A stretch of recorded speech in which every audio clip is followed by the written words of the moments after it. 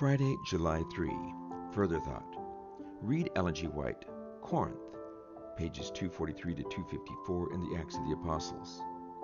Quote, in preaching the gospel in Corinth, the apostle followed a course different from that which had marked his labors at Athens. He determined to avoid elaborate arguments and discussions and not to know anything among the Corinthians save Jesus Christ and Him crucified. End quote. Ellen G. White, The Acts of the Apostles. Quote, Paul had a measure of success, but he doubted the wisdom of building up a church from the material he found there. He considered Corinth a very questionable field of labor and determined to leave it. As he was contemplating leaving the city for a more promising field, the Lord appeared to him in a vision of the night and said, Be not afraid, but speak, for I have much people in the city. Paul understood this to be a command to remain in Corinth and a guarantee that the Lord would give increase to the seed sown. A large church was enrolled under the banner of Jesus Christ.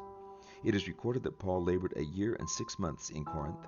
His efforts, however, were not exclusively confined to that city. He made Corinth his headquarters. Several churches were thus raised up.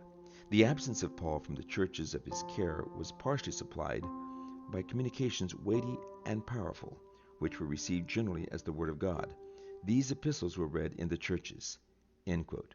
Ellen G. White, Sketches from the Life of Paul. Discussion questions.